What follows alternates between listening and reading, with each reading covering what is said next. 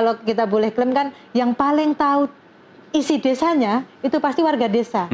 Warga desa itu yang menjadi pengurus, ya dia yang menginput. Dari 83.000 ini ada sekian ribu yang mereka secara mandiri sebelum menggunakan bangunan fisik ini, mereka sudah melakukan bisnis. Seolah-olah koperasi ini nggak mampu untuk mengelola pabrik. Pada dasarnya koperasi ini adalah badan usaha ekonomi, sama halnya swasta, sama halnya BUMN.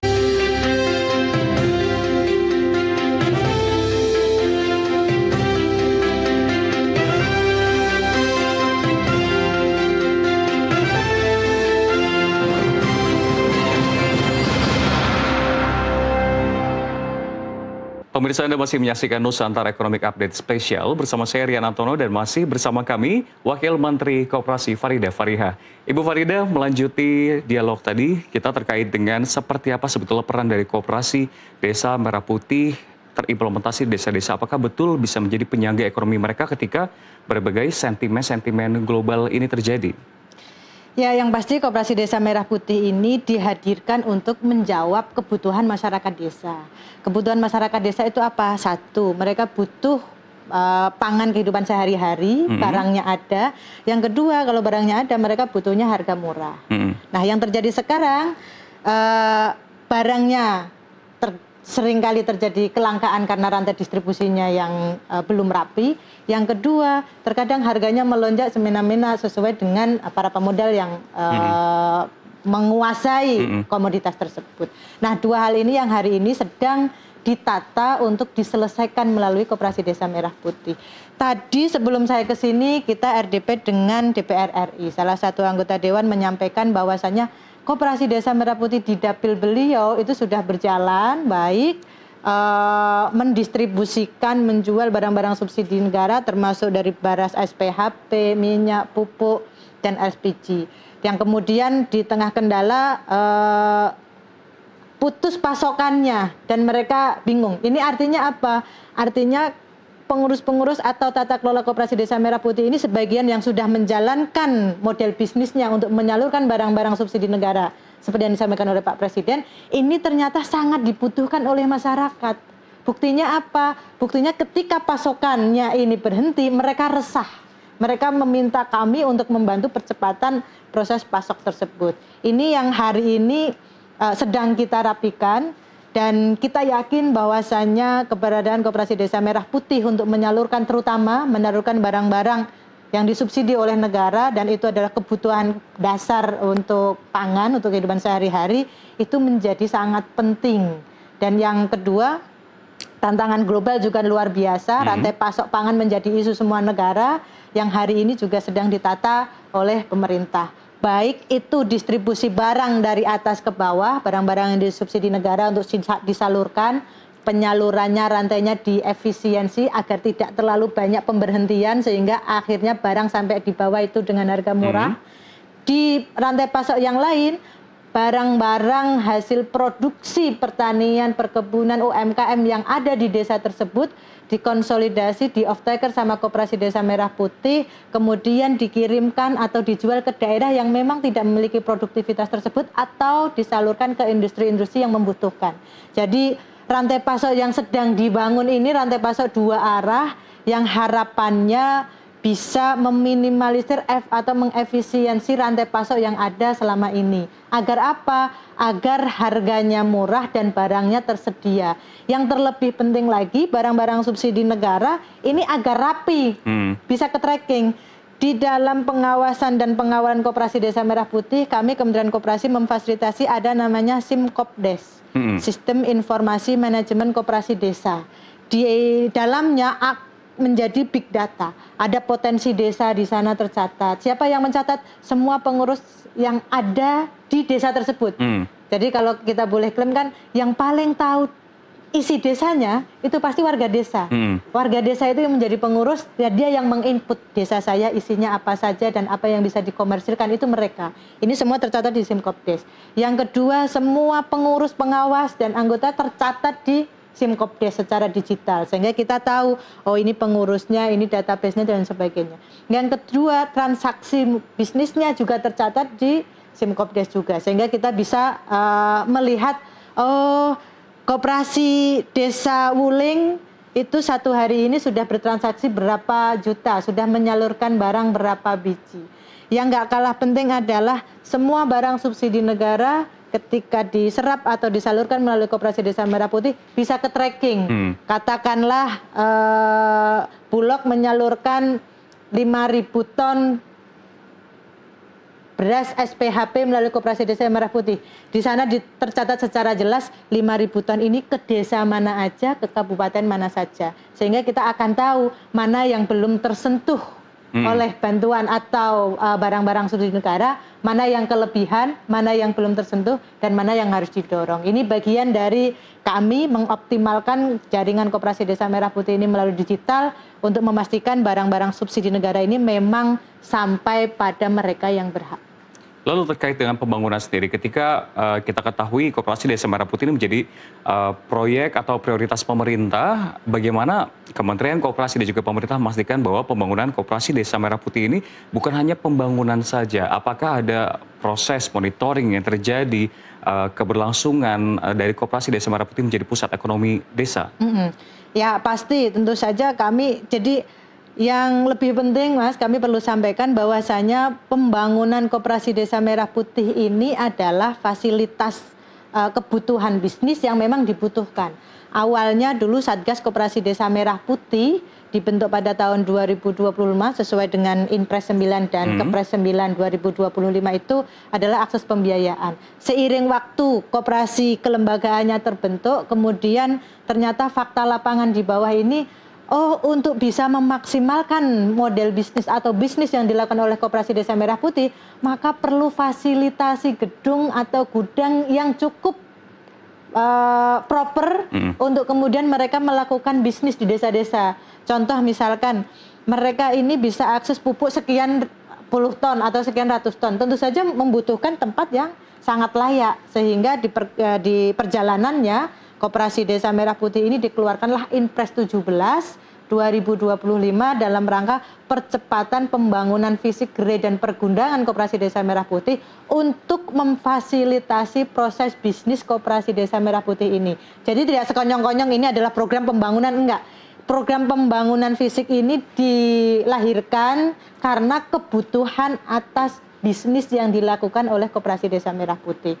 Nah, kalau tadi disampaikan kemudian ada proses pengawasan, kemudian proses validasi dan lain sebagainya. Tentu kami di Kementerian Koperasi terus mengawal bahwasannya pembangunan fisik gerai dan pergudangan ini sesuai dengan regulasi-regulasi yang ada, karena dalam proses percepatan pembangunannya Inpres 17 2026 ini juga melibatkan 12 kementerian dan lembaga. Ada Kementerian Desa, Kementerian Dalam Negeri, Kejaksaan, BPKP, kemudian Agrinas, Kementerian Pertahanan, dan lain sebagainya. Itu bentuk komitmen kami bahwasanya program ini adalah program gotong royong, mainstream semua kementerian untuk sama-sama memastikan berjalan dengan baik dan sesuai dengan regulasi yang ada. Kali ini kita kembali ke pembahasan general, bukan hanya Koperasi Desa Merah Putih, namun juga koperasi existing. Tadi Anda mengatakan bahwa sebetulnya beberapa tahun yang lalu, berapa puluh tahun yang lalu, koperasi masih dianggap anak tiri sebetulnya. Bisa dikatakan tidak berkembang dan lain-lain. Dan ini menjadi upaya dari Presiden Prabowo Subianto untuk menghidupkan kembali koperasi dan juga memberikan perputaran ekonomi di desa-desa. Yang menjadi pertanyaan sebetulnya selama evaluasi kemarin, beberapa tahun yang lalu, apa yang sebetulnya membuat akhirnya koperasi di Indonesia itu tidak naik kelas? Apakah tadi SDM, infrastruktur, atau mungkin ada hal-hal lain yang menjadi hambatan? Ya, tentu dulu itu kan kementerian bergabung antara Kementerian UMKM dan Koperasi. Ini tentu tidak fokus. Kalau yang sekarang komitmen Bapak Presiden Prabowo benar-benar pengen membangkitkan kembali Koperasi sebagai sokok guru ekonomi, sehingga kementerian yang ditugaskan juga hanya khusus melayani, mendampingi dan membina koperasi-koperasi. Ini bagian dari keberpihakan yang pertama. Yang kedua, seiring waktu keberpihakan ini juga yang menjadi evaluasi di Kementerian Koperasi ini, satu terkait dengan kelembagaannya. Yang kedua tentu literasi dan sosialisasi. Kita melakukan survei di akhir 2025, survei internal di Kementerian Koperasi, ternyata yang terjadi di luar sana ketika ditanya, apalagi masyarakat anak-anak muda itu ketika ditanya apa itu koperasi, mereka taunya adalah koperasi itu ya koperasi simpan pinjam. Koperasi itu jadul, konvensional, isinya adalah pensiunan yang tidak relevan dengan zaman sekarang. Padahal yang sebenarnya koperasi itu adalah badan usaha yang sesuai dengan undang-undang. Artinya para pendiri bangsa kita itu menitipkan bangsa ini agar dikelola ekonominya secara kegotong royongan, dalam tanda kutip pasti koperasi gitu. Nah, seiring waktu ternyata nih arus globalisasi dan lain sebagainya memberikan ruang yang jauh lebih besar kepada swasta dan BUMN sehingga koperasinya agak terhimpit. Di momentum ini kita ingin mensejajarkan kembali koperasi, pilar penting selain BUMN dan juga swasta. Koperasi adalah pilar penting, karena ini pilar penting nasional, maka kemudian sudah seharusnya negara hadir untuk membesarkan kembali. Kalau masyarakatnya lupa, negara hadir untuk mengingatkan kembali bahwasannya koperasi ini adalah badan usaha yang memang kalau dikelola secara profesional, modern dan akuntabel, ini sangat layak untuk memiliki bisnis atau unit usaha yang memang profesional. Seperti halnya koperasi-koperasi di luar negeri yang memang sebagian besar menguasai pasok pangan, sebagian menguasai ekonomi-ekonomi tertentu begitu. Dan kita sedang mendorong ke arah sana. Meskipun agak terlambat, bismillah, semoga pondasi di 2025-2026 ini memberikan arus baru koperasi untuk mensejajarkan dirinya dengan badan usaha yang lain sama-sama untuk menopang ekonomi nasional. Baik, Ibu Wamen, ketika berbicara mengenai koperasi harus naik kelas, mau tidak mau sebetulnya koperasi kan harus ikut terpapar digitalisasi. Anda juga tadi sempat mengatakan bahwa koperasi sedang diupayakan untuk digitalisasi. Prosesnya seperti apa dan seberapa penting sebetulnya ketika kita membicarakan digitalisasi untuk koperasi saat ini? Kalau dibicarakan seberapa penting, tentu saja sangat penting.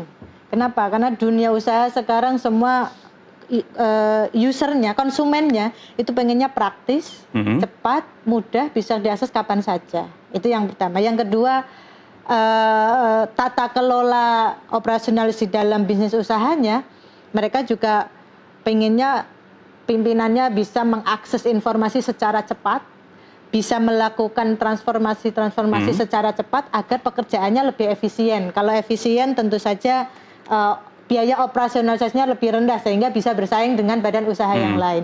Nah itu tentu saja mau nggak mau harus dilakukan oleh koperasi-koperasi kita.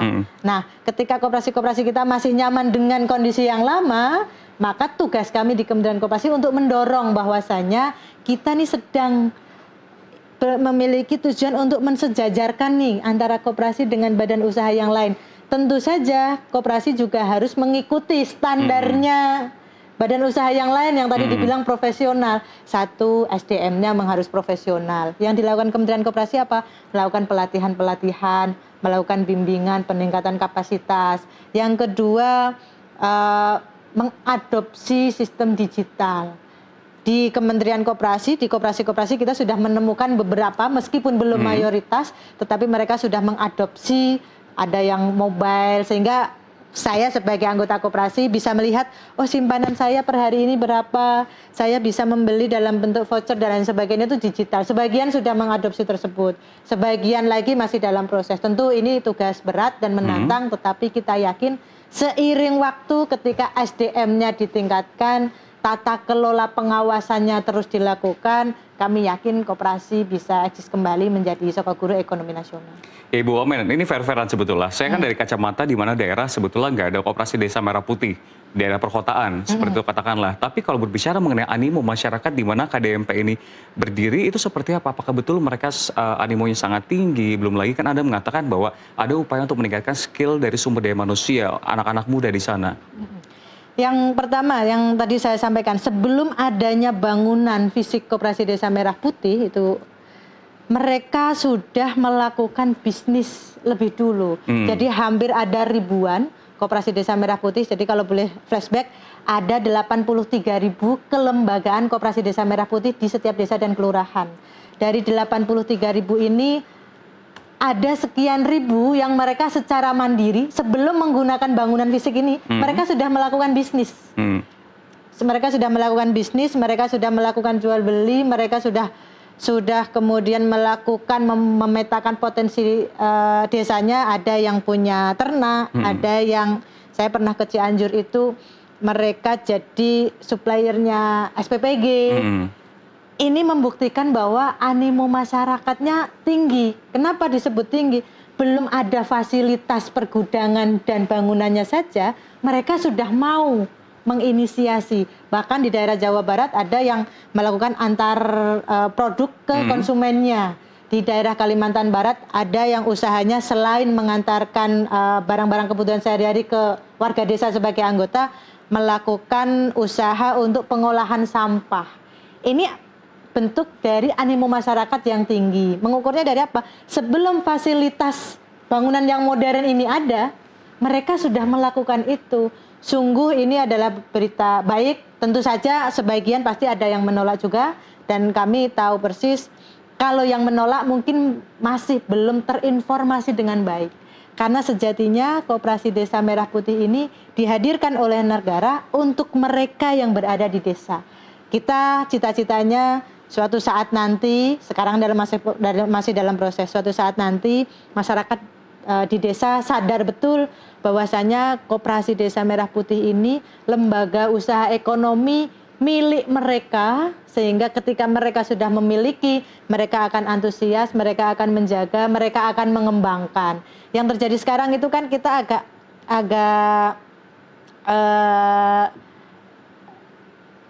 di satu desa memiliki sumber daya, misalkan sumber daya air. Airnya sangat bagus di desa itu. Tapi yang terjadi bukan warga desa itu yang memiliki pabrik air minumnya, tetapi para pemodal luar datang dengan teknologi, dengan modal, mereka bikin pabrik air minum dalam kemasan di desa itu. Warganya jadi pekerja dan juga jadi konsumen. Dengan Koperasi Desa Merah Putih kita harapkan potensi-potensi desa itu dipetakan oleh mereka. Kalau mereka tantangannya nggak punya modal, makanya modalnya yang didatangkan ke desa. Kalau mereka nggak punya teknologi, teknologinya yang didatangkan desa. Kalau mereka SDM-nya nggak mumpuni, SDM-nya yang dilatih. Bukan orang luar yang datang ke mereka dengan modal, dengan teknologi, dengan tenaga kerja dari luar. Tapi dengan kehadiran Koperasi Desa Merah Putih ini kita harapkan sumber daya alam yang ada di desa itu menjadi added value, menjadi nilai tambah. Yang tadi disampaikan oleh Pak Presiden, potensi desanya dikelola oleh warga desanya sehingga pertambahan nilai itu berputar di desa. Siapa yang mendapatkan manfaat ini? Warga desa. Selain sebagai pekerja, mereka akan menjadi sebagai pemilik dan juga sebagai pengguna manfaat yang ada di situ. Itu yang kita desainkan. Tentu saja butuh waktu. Kita membutuhkan kepercayaan masyarakat untuk memastikan program ini berjalan dengan baik. Tapi sejatinya program ini adalah milik koperasi, milik warga desa dan kelurahan yang ada di desa-desa. Baik. Ini menarik sekali sebetulnya. Tadi kalau kita melihat pertanyaan-pertanyaan saya sebetulnya mengenai update dari kebijakan. Satu pertanyaan terakhir, outlook-nya seperti apa? Kita masih ada semester kedua untuk tahun ini. Apa saja mungkin akan menjadi fokus dari Kementerian Koperasi? Apakah itu masih soal Koperasi Desa Merah Putih atau mungkin ada program prioritas lain yang akan disampaikan? Pak Menteri kemarin sudah menyampaikan di pidatonya di dalam Harkopnas bulan Agustus nanti kita akan meresmikan pabrik CPO yang dioperasionalisasikan oleh koperasi sawit yang ada di daerah Sumatera Selatan. Yang kemudian akan ada peresmian PLTS di daerah Bangka Belitung, di daerah Sumatera itu akan meresmikan PLTS yang dikelola oleh koperasi. Ini bagian dari komitmen kami di sisa akhir tahun 2026, selain mengoperasionalisasi Koperasi Desa Merah Putih dan memaksimalkan ini bisa berjalan dengan baik sesuai dengan yang kita cita-citakan, kita juga terus mendorong koperasi-koperasi untuk kemudian masuk ke sektor real dan masuk ke sektor-sektor besar yang itu benar-benar memberikan dampak kepada masyarakat. Ini saya ingin bertanya lagi jadinya, karena sudah dipancing tadi soal CPO, soal PLTS, tambang, dan lain-lain. Mekanismenya seperti apa? Karena sebetulnya ini kan suatu hal yang bisa dikatakan sebelumnya ini cukup jauh ketika kita membahas soal koperasi, tapi ngomongin soal CPO, ngomongin soal tambang, PLTS, mekanisme nanti seperti apa? Nah, ini yang sering terjadi di ruang publik. Seolah-olah koperasi ini jauh dengan sumber daya profesional yang ini tadi. Seolah-olah koperasi ini nggak mampu untuk mengelola pabrik. Pada dasarnya, koperasi ini adalah badan usaha ekonomi, sama halnya swasta, sama halnya BUMN. Kalau BUMN dan swasta bisa mengelola pabrik, kenapa koperasi enggak? Dan hari ini kita akan membuktikan bahwasanya koperasi sawit yang ada di daerah Sumatera Selatan akan meresmikan operasionalisasi pabrik sawit. Ini juga bagian dari ekspansi usaha. Kalau pada sebelumnya koperasi kelompok sawit ini, petani sawit ini hanya bagian menanam sawit, maka hilirisasinya kita juga berharap itu dimiliki, dikelola oleh koperasi. Sehingga koperasi bisa satu, menanam sawitnya dapat keuntungan, yang kedua, produksi sawitnya bisa dikelola di pabrik untuk menghasilkan CPO. Dan dalam waktu yang ke depan harapannya tidak hanya berhenti di CPO tetapi juga ke produk-produk turunannya. Sehingga kita tidak menutup kemungkinan suatu saat nanti akan ada merek minyak kelapa, minyak sawit atau minyak goreng, itu produknya produk pabrik-pabrik dari koperasi yang kita miliki. Yang menjadi pertanyaan sebetulnya di publik ini kan terkait dengan tumpang tindih yang ada ketika akhirnya dari koperasi atau koperasi Desa Merah Putih dikatakan ini sudah mulai mengizinkan untuk mengelola CPO, tambang, PLTS, dan lain-lain. Itu apakah tidak takut tumpang tindih dengan yang lain? Pembatasan tupoksinya seperti apa? Lalu juga apakah nanti akan ada expertise yang masuk ke dalam? Karena ini menjadi suatu hal yang lebih rumit, birokrasi lebih rumit. Nggak rumit. Kalau yang tadi disampaikan oleh Pak Menteri untuk CPO dan juga yang PLTS yang besok mau diresmikan itu adalah koperasi existing. Itu koperasi existing. Tetapi kita memang memberikan peraturan koperasi Desa Merah Putih juga boleh melakukan sektor usaha apapun sesuai dengan potensi desanya. Kalau memang di desa itu adalah penghasil tambang, misalkan timah, seperti yang ada di Bangka Belitung, maka kita mendorong agar koperasi Desa Merah Putih ini bisa melakukan, bekerja sama dengan PT Timah, melakukan proses penambangan timah yang nantinya di-off-taker oleh PT Timah. Ini yang terus kita dorong, justru dengan koperasi baik, koperasi existing, yang notabene pasti warga situ, yang kedua koperasi Desa Merah Putih sudah pasti itu warga desa situ, maka ketika tata kelola tambang ini dikelola oleh mereka punya keuntungan satu, mereka warga di daerah situ, pasti penjagaan lingkungannya akan lebih terjaga dibandingkan orang luar punya modal datang ke situ. Karena mereka punya awareness lebih, ini kampung saya. Jadi kalaupun saya eksplorasi, ada batasnya dan ada dampaknya. Kalau saya tidak memperhitungkan dampaknya, maka yang rugi saya sendiri. Jangan seperti yang sekarang, kampungnya warga desa yang mengeksplorasi orang luar, sehingga dampak yang diperhitungkan merasa itu bukan daerahnya, jadi dimaksimalkan eksplorasi tanpa memaksimalkan perlindungan lingkungan yang ada. Tetapi kalau warga desa situ yang melakukan sebagai anggota koperasi pasti memiliki awareness yang lebih terhadap lingkungan. Ibu Wawan, sedikit saja, singkat saja, untuk perizinan pengelolaan tersebut, apakah menyeluruh semua koperasi atau hanya koperasi-koperasi yang misalkan dekat dengan area pertambangan, hanya koperasi tersebut yang diizinkan untuk pengelola tersebut, berarti aturan tersebut secara spesifik untuk sejumlah wilayah atau zonasi? Iya. Tentu dalam peraturan koperasi itu kan ada KBLI-nya. Kalau memang dia bukan koperasi tambang ya nggak bisa melakukan usaha pertambangan. Kalau memang dia bukan koperasi tani sawit ya dia nggak punya perizinan untuk melakukan itu. KBLI itu mengikat perizinan apa yang dia miliki untuk melakukan badan usaha yang dilakukan di koperasi itu. Itu bagian dari kami mendorong agar koperasi-koperasi ini bisa ekspansi, bisa melakukan diversifikasi usaha, mengelola sumber daya alam yang ada dimaksimalkan.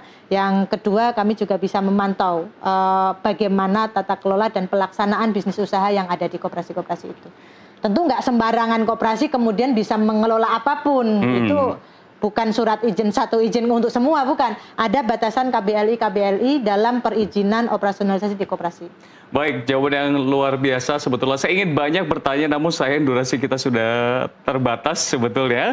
Terima kasih telah bergabung bersama kami, dan kami juga telah melihat sebetulnya berbagai upaya yang dilakukan oleh Kementerian Koperasi ini tujuan yang melalui Koperasi Desa Merah Putih untuk membuka potensi dari masing-masing desa ya Ibu Farida ya, dan semoga apapun yang dicita-citakan itu bisa segera terlaksana. Terima kasih sekali lagi telah bergabung bersama kami dalam Nusantara Economic Update Spesial, Ibu Farida Farihah, Wakil Menteri Koperasi. Terima kasih. Sehat dan sukses selalu. Terima kasih, Mas Dan Rian. pemirsa, tentunya nantinya Nusantara Economic Update Spesial masih akan hadir di program-program selanjutnya, menghadirkan para pimpinan lembaga dan juga kementerian dalam rangka Hari Ulang Tahun Kemerdekaan Republik Indonesia ke-81. Dan kami akan kembali usai jeda dengan deretan informasi lainnya. Tetaplah bersama kami.